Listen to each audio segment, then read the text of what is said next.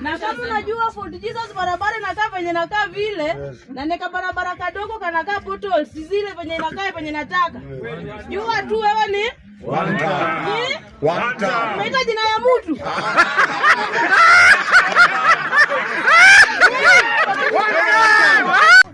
Habari yenu wanatoi.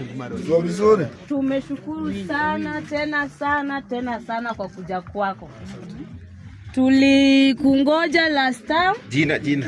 Kwa majina naitwa Dafelina Lali Nodongo. Mimi ni mkaji wa hapa Toi. Tunafanya biashara hapa.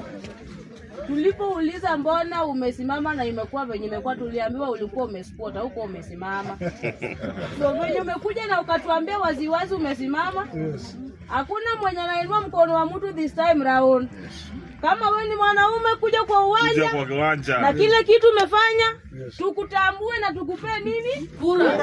Na kama unajua Fort Jesus barabara inakaa venye inakaa vile, na neka barabara kadogo kanakaa potholes zile venye inakaa venye nataka.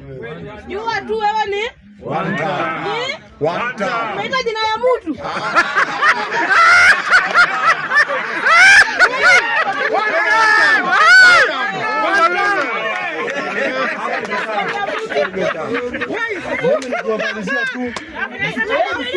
Mimi nikimalizia tu.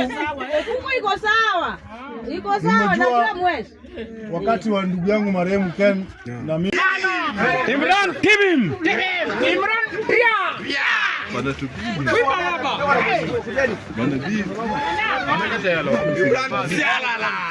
Soma tena kawe mbele.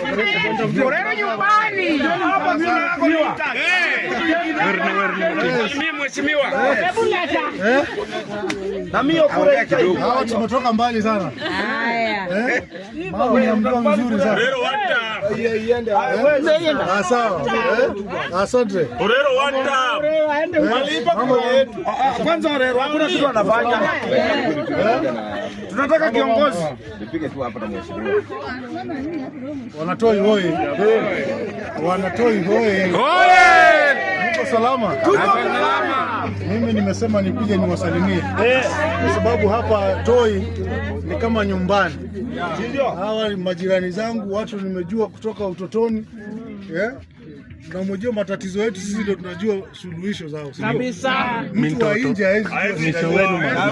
Na ndio kwa sababu unaona huu uongozi ambao uko kwa kiti sasa hivi wameshindwa kujua shida zenu. Ndio. Basari hamupati. Wanauza. Mambo ilifanyika hapa ndani mkapigwa kona chenga. Ikabidi muanzishe biashara zenu peke yenu na mambo zilitoka, si ndio?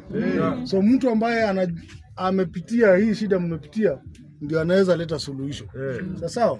So mimi nimesema niwapitie leo niwasalimie.